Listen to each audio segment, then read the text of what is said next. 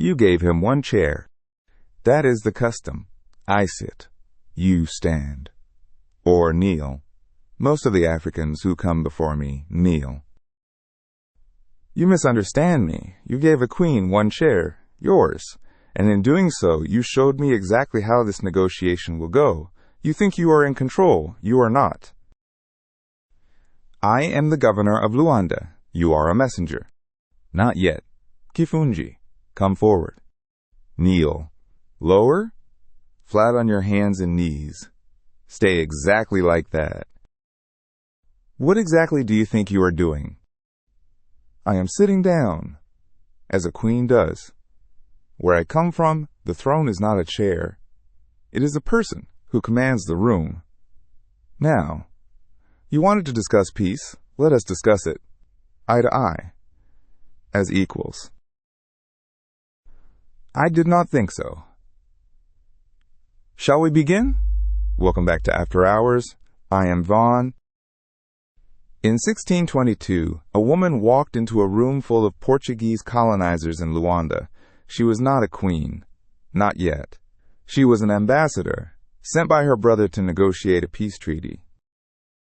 The Portuguese governor set a trap before she walked through the door. One chair. His chair. He expected her to stand, to kneel. Every African ruler who had come before him had accepted the arrangement. She did not stand. She did not kneel. She ordered one of her attendants onto all fours and sat on his back, eye level. Her name was Ana de Sousa Nzinga, Queen Nzinga. She would spend the next 40 years fighting the Portuguese Empire, leading guerrilla armies into battle well into her 60s, and refusing to let her people be enslaved. She died at approximately 80 years old, still ruling, still unbroken. This is episode 19, The Queen. To understand Nzinga, you have to understand what she was born into. The kingdom of Ndongo sat in the highlands of what is now northern Angola. It was not a village. It was not a tribal confederation. It was a centralized, organized state with a king called the Angola, a royal court, a standing military, a system of taxation, and a network of vassal chiefs. The Angola was not just a political title. It was sacred. The king held spiritual authority, a connection to the ancestors and the land itself. To challenge the Angola was to challenge the order of the world. Nzinga was born around 1583 into the royal family. Her father was a warrior king who spent most of his reign fighting to keep the Portuguese out. He recognized early that his daughter was different from his son.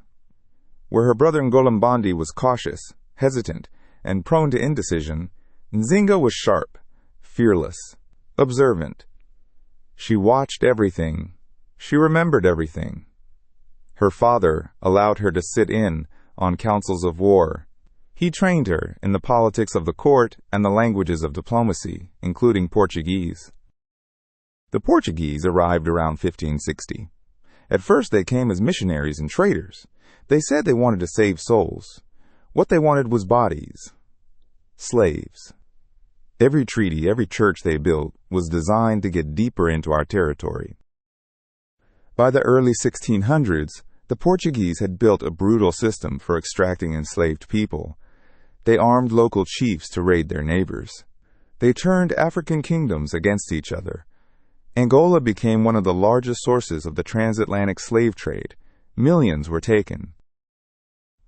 Nzinga's father fought them until he died around 1617.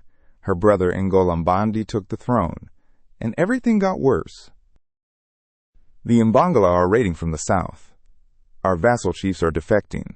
The governor demands I send a delegation. Then stop losing them. You are reacting instead of planning. The Portuguese see hesitation, and they press harder. I did not ask for your counsel, Nzinga. And yet you need it. That is why I am still in this room. Ngolambandi was overwhelmed. The Portuguese pushed deeper. Thousands of Mbundu were captured and marched to the coast in chains. So he sent the one person who could walk into a room full of enemies and walk out with something worth having. He sent his sister. 1622. Nzinga arrived in Luanda at approximately 39 years old. She spoke formal Portuguese fluently.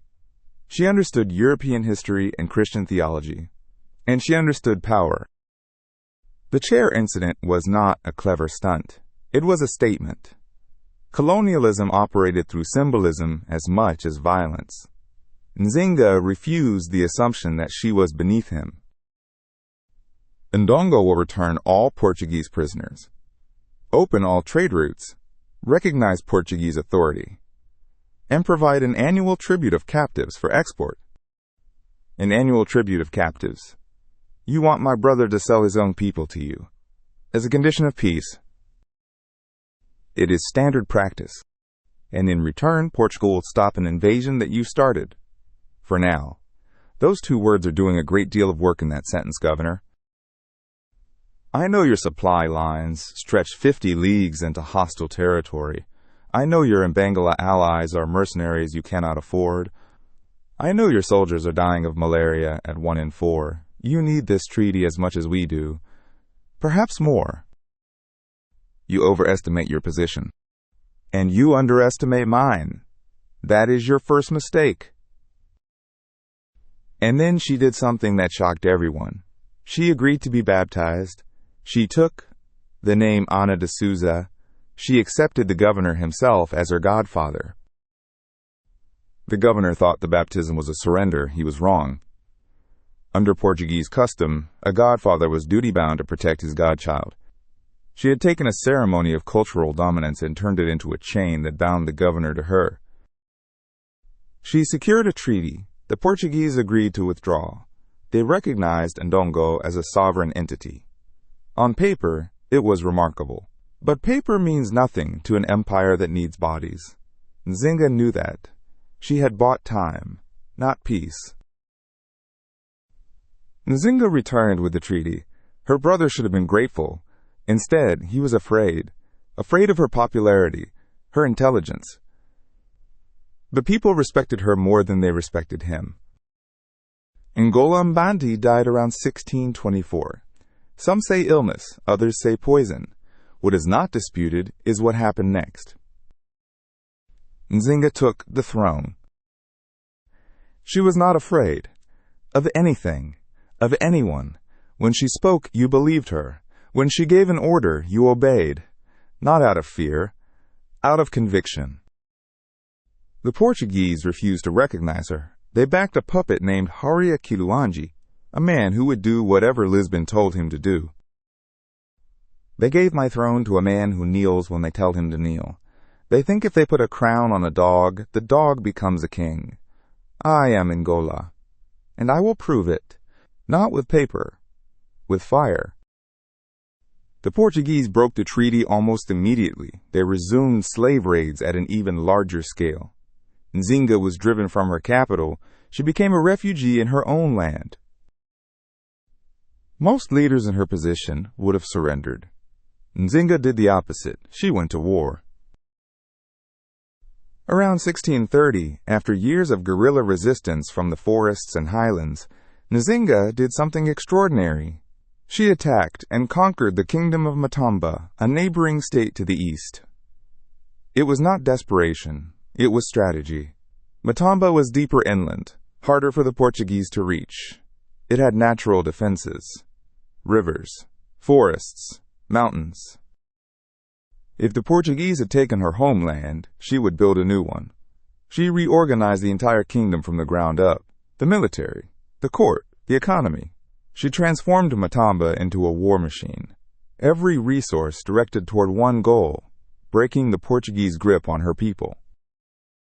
She developed guerrilla tactics, fast raids on slave caravans, ambushes at dawn. Strike, free the captives, vanish into the forest. She attacked the economic heart of the Portuguese operation. She understood that you do not have to destroy an army to defeat an empire. You have to make the empire's business unprofitable. She had spies in Luanda. She knew when the slave ships were expected. We would hit the caravans 30 miles from the port, free the captives, burn the wagons. The forest fought for us. She trained women to fight alongside men, something that shocked the Portuguese when they encountered it on the battlefield. She set up an intelligence network that stretched to the coast. She knew what the Portuguese were doing before their own commanders did. And she opened her borders to anyone willing to fight. If you have escaped Portuguese chains, you are welcome in Matamba. If you are a soldier who has deserted, you are welcome. I do not care what kingdom you come from. I care about one thing. Do you stand with the people who chain us, or the people who break those chains? Escaped slaves, Portuguese army deserters, African soldiers forced to fight for the colonial army, refugees from a dozen kingdoms. Nzinga took them all. She trained them. She armed them. She gave them land, status, and a reason to fight. She did not just build an army. She built a nation of the displaced, a country defined not by ethnicity or birth, but by a shared refusal to be enslaved. Her army grew, not because she conquered peoples and forced them to serve, because she offered freedom. And freedom is the most powerful recruiting tool in the history of warfare. The Portuguese called her a rebel, a witch. But every month more people crossed into Matamba. People were choosing her over the Portuguese. That terrified them more than any military defeat. And then the Dutch arrived. In 1641, Dutch warships took Luanda from the Portuguese. Nzinga forged an alliance. She was 60 years old, leading cavalry charges against fortified positions. She rode at the front, 60 years old, full armor, sword in one hand, axe in the other. Her soldiers would have followed her into the ocean. But in 1648, Portugal sent a massive fleet. The Dutch ran the numbers and withdrew. They loaded their ships and sailed away. You used my soldiers. You used my roads and my people. And now that the cost has gone up, you leave. You are no different from the Portuguese. Just different flags on the same ships. The Dutch betrayal left Nzinga alone against the full weight of the Portuguese Empire. Any other leader would have broken. Nzinga retreated deeper into Matamba. She reorganized. She kept fighting. I have outlived 3 Portuguese governors. I have fought their armies, their mercenaries, their puppet kings. I buried my brother. I lost my homeland. I built a new one from nothing. And I am still here. By the early 1650s, something remarkable had happened. The Portuguese could not defeat Nzinga. They had spent more than 30 years trying. They had poured soldiers and gold and weapons into Angola. Officers begged for transfers. Troops deserted. The Mbangala allies grew unreliable. Some defected to Nzinga's side because she offered better terms. The puppet king was a transparent joke. Everyone in Angola, African and European alike, knew the real power in the region was the old woman in Matamba who would not stop fighting. In 1657, the Portuguese governor opened formal peace negotiations, not with the puppet, with Nzinga. 35 years ago, your governor gave me 1 chair and expected me to kneel. Now here you are, in my court, with your hats in your hands. How the world turns. Matamba is sovereign. Absolutely, and permanently. No Portuguese soldiers on my territory. No slave raids on my people. Not one, not ever. My subjects who were taken. You will return them. Accept those terms or prepare for 30 more years of war. The treaty was signed. Matamba was recognized as fully independent. After 35 years, she had fought the largest slave-trading empire in the world to a standstill and secured her people's freedom. On her terms. At 73 years old. She spent her final years rebuilding. She reopened trade routes. She strengthened Matamba's governing institutions so the kingdom would survive without her. She walked through the markets. She held court every day until she was too ill to sit upright. Even then, she issued orders from her bed. She governed until the very last breath.